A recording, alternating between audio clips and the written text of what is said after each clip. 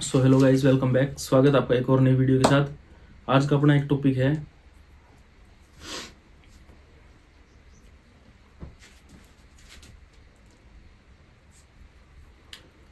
Hello guys, welcome back. स्वागत है आपका एक और नई वीडियो के साथ। आज का अपना एक इंटरेस्टिंग सा टॉपिक है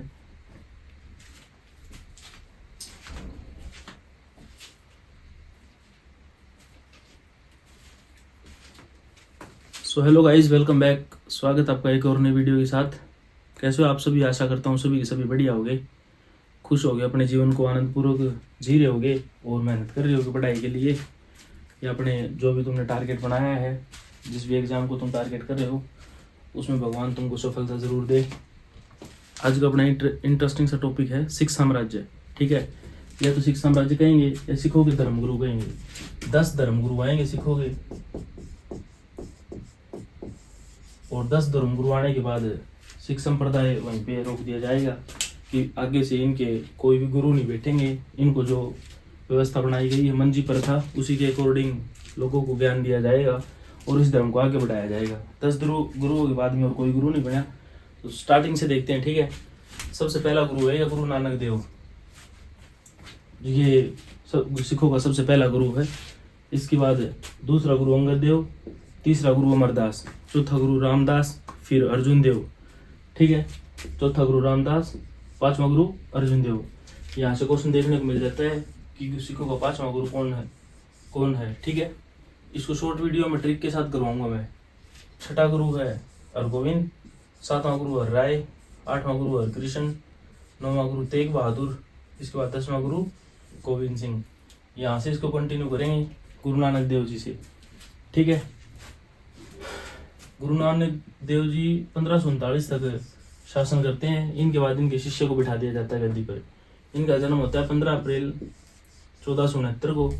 जब इनका जन्म हुआ तो पंजाब की एक जगह पे जन्म हुआ था, तलवड़ी नामक स्थान के ऊपर, जो कि वर्तमान में आज पाकिस्तान के अंदर है।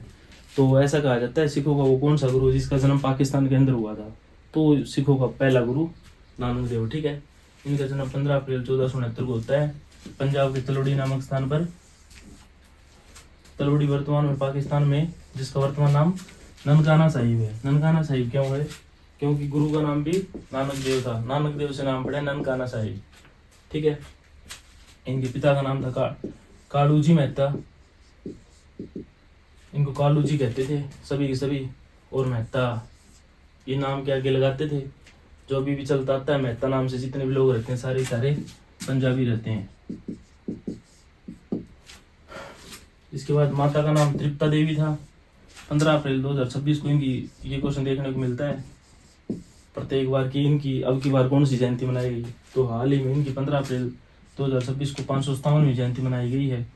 और क्वेश्चन ये कई बार 0 नंबर से क्वेश्चन आता है कि इनकी 550वीं जयंती कब मनाई गई। तो 550वीं जयंती मनाई गई 2019 के अंदर। ठीक है, यहाँ से क्वेश्चन देखने को मिलता है कि 550वीं जयंती कब मनाई गई, 2019 के अंदर। अगर अब का क्वेश्चन आए कि 15 अप्रैल 2026 को कौन सी जयंती मनाई गई, 557वीं, तो ये याद रखना। इसके अकॉर्डिंग तुम फिर कोई भी निकाल पाओगे। जैसे 25 का पूछ लिया कि 2025 में तो 556वीं। ठीक है, इसके बाद इनके जो शिष्य थे लहना, ये गद्दी पर बैठते हैं, जिनको भी अंगद देव भी कहेंगे। अब अंगद देव के साथ कंटिन्यू करेंगे इसको। ठीक है,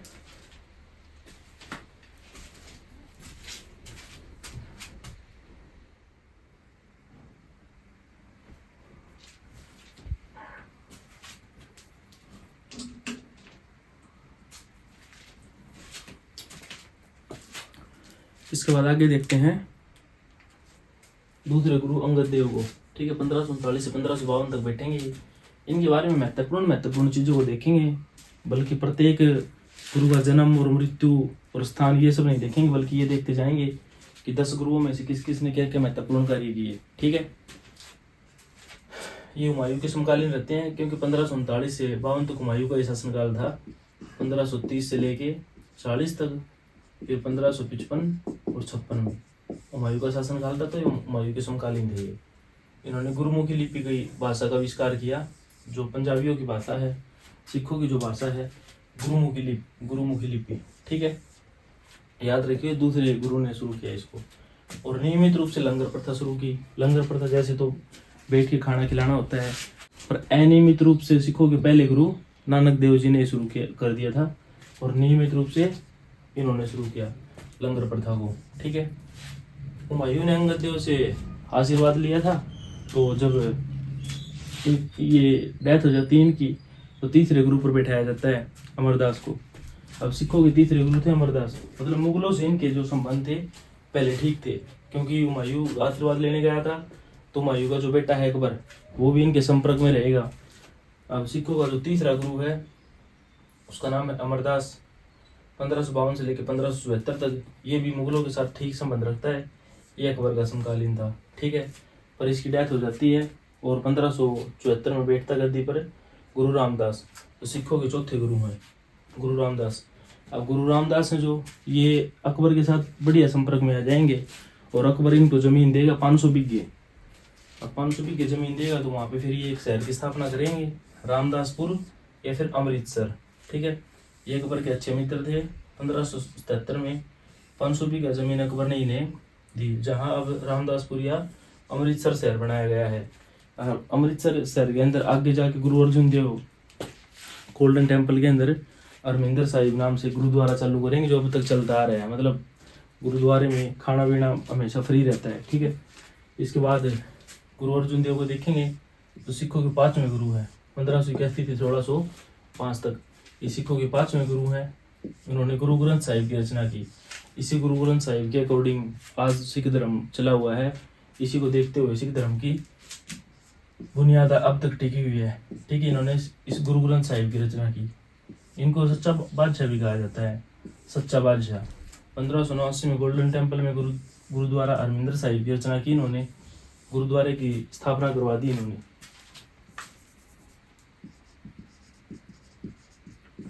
ठीक है, गुरुद्वारे की स्थापना करवा दी तथा कुछ शहरों की स्थापना की।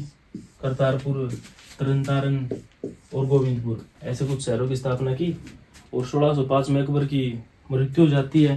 तो जैसे ही अकबर की मृत्यु होती है, तो अकबर के बाद गद्दी पर बैठता है उसका बेटा जहांगीर।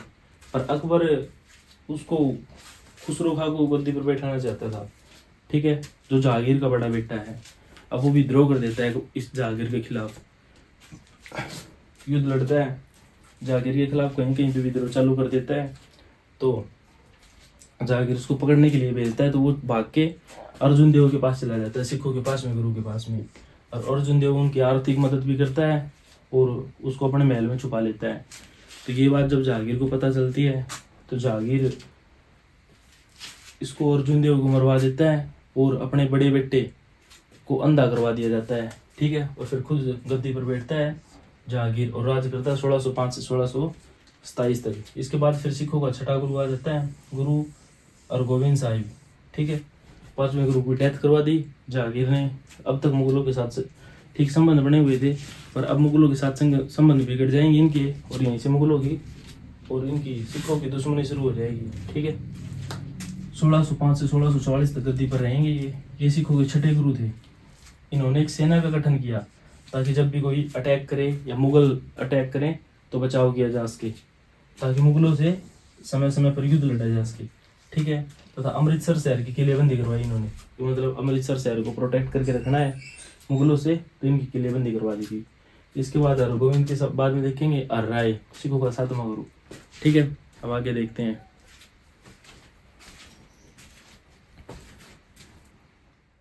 इसके बाद देखते हैं आगे सिखों के 7वें गुरु हर्राय को।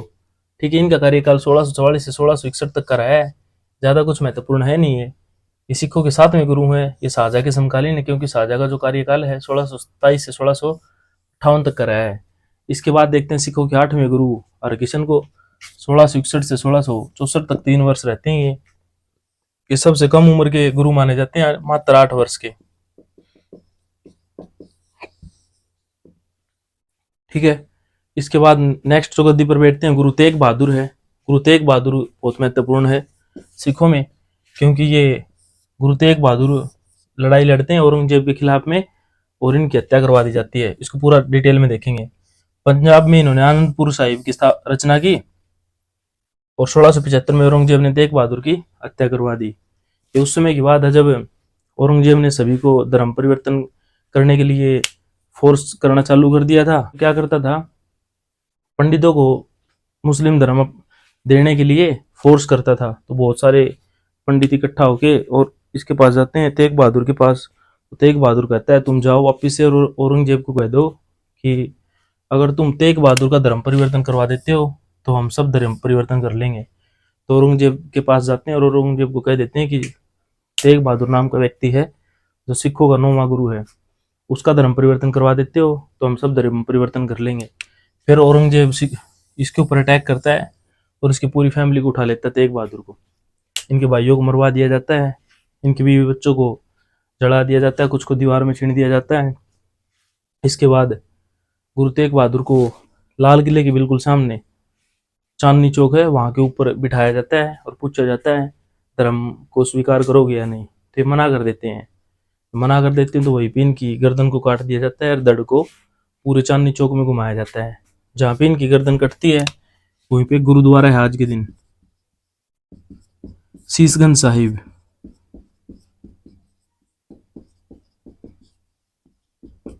काफी बढ़िया गुरुद्वारा है ये। और इसके बाद फिर इनकी हत्या करवाने के बाद सिखों के आते हैं 10वें गुरु, गुरु हरगोविंद। इनका जन्म पटना बिहार में होता है। ये मोस्ट इम्पोर्टेंट है। ये 1675 से लेके 1708 तक इनकी याद में पटना साहिब गुरुद्वारा बनाया गया बिहार के अंदर। ठीक है। 1699 में दल खालसा पंथ की स्थापना करते हैं। मतलब जो इन्होंने आर्मी बनाई थी ना, उस आर्मी से काम चलता नहीं था, वो छोटी आर्मी थी। तो अब जो सिखों के 10वें गुरु है गुरु हरगोविंद सिंह, ये खालसा पंथ की स्थापना करते हैं जो आगे चलकर सिख धर्म कहलाया। मतलब सारे के सारे सिखों को ही सैनिक के रूप में बदल दिया गया कि इनके पास वो एक तलवार रहेगी, एक खंजर रहेगा, एक कड़ा रहेगा, ऐसे करके 5 चीजें सिलेक्ट कर दी गई। ठीक है। हिमाचल प्रदेश में पोटा शहर की स्थापना करवाई जाती है इनके द्वारा। पंजाब में लोहेगढ़, फतेहगढ़, आनंदगढ़, केशवगढ़ किले का निर्माण करवाया जाता है। 80,000 सैनिकों की खालसा सेना तैयार की जाती है। ठीक है। जिसमें सेनापति रखेंगे बंदा सिंह बहादुर को।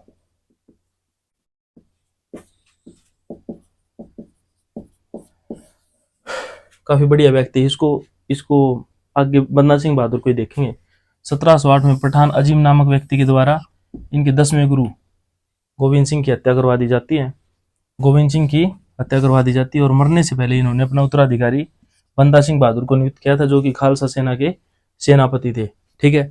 अब देखते हैं बंदा सिंह बहादुर को, और बंदा सिंह बहादुर के साथ में ये सिख साम्राज्य वाली कंप्लीट वीडियो हो जाएगी। इसके बाद फिर नेक्स्ट टॉपिक देखेंगे कि हरियाणा में ग्रुप डी के जो फॉर्म निकले हुए हैं उनकी तैयारी कैसे करनी है, और फिर उसके बाद देखेंगे अग्निवीर की तैयारी कैसे करनी है, सिलेबस कैसे कवर करें। फिर देखेंगे पेशवा साम्राज्य या फिर मराठा साम्राज्य। ठीक है। अब आगे देखते हैं।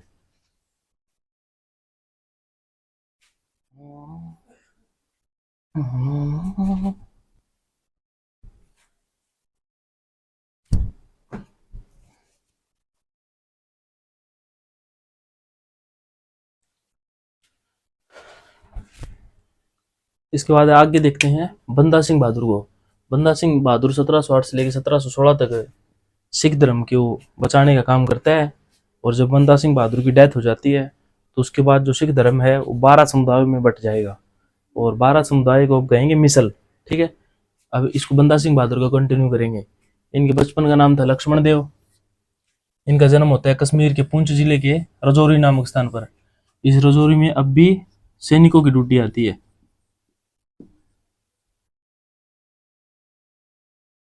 बहुत सारे फौजी भाइयों की ड्यूटी रजौरी के अंदर आती है। ठीक है।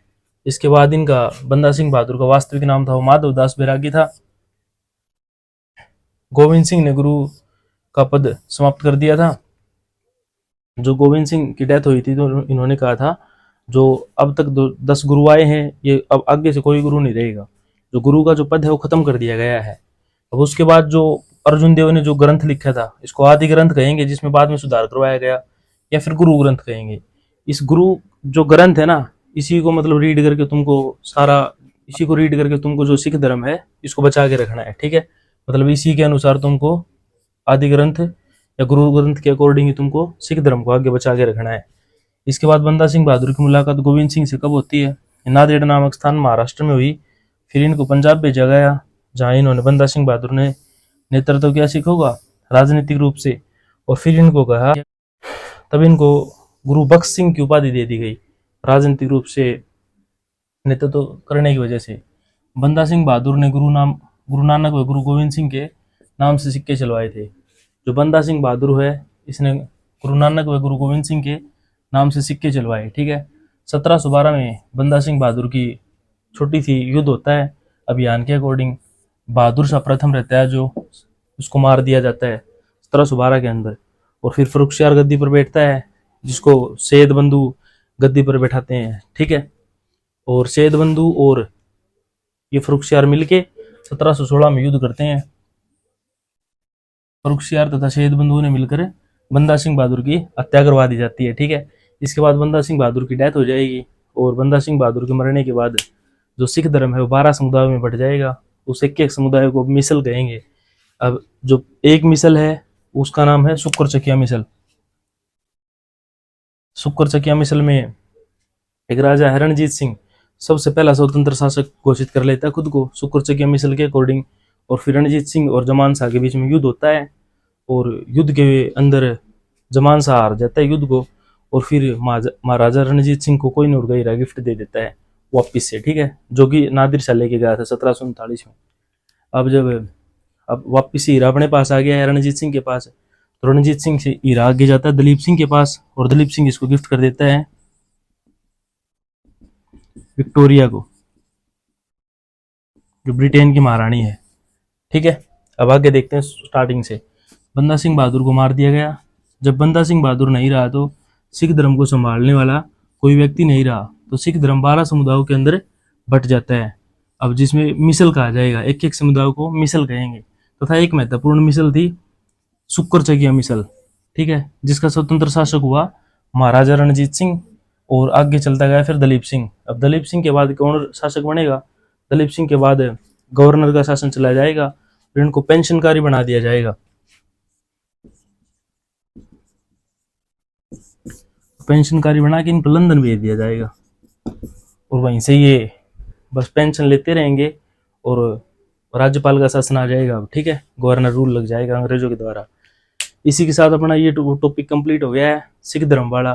इसके बाद आगे कंटिन्यू करेंगे हम सिलेबस वाली वीडियो को, कि तुमको कैसे ग्रुप डी के जो फॉर्म निकले हुए हैं उनकी तैयारी करनी है, कौन सी बुक रहेंगी तैयारी करने के लिए, क्या सिलेबस रहेगा, क्या तुम्हारा एग्जाम पैटर्न रहेगा। उसके बाद एक वीडियो और लेके आएंगे अग्निवीर वाले बच्चों के लिए, कि तुमको अग्निवीर के लिए क्या सिलेबस, क्या पैटर्न है, कैसी कैसी भर्तियाँ होती है अग्निवीर के अंदर, कैसे तुमको फिजिकल की तैयारी करनी है, और उसके बाद देखेंगे सिलेबस, मतलब ऑल ओवर सिलेबस कैसे कंप्लीट करना है, ठीक है। अगर आप आगे ऐसी वीडियो और पाना चाहते हो तो लाइक कर दिया करो, कमेंट कर दिया करो, और शेयर कर दिया करो वीडियो को ज़्यादा से ज़्यादा, और कमेंट किया करो कहाँ से वॉच आउट कर रहे हो वीडियो को, ठीक है। जो भी तुम्हारी क्वेरी रहती है वो भी कमेंट कर दिया करो। Thanks for watching.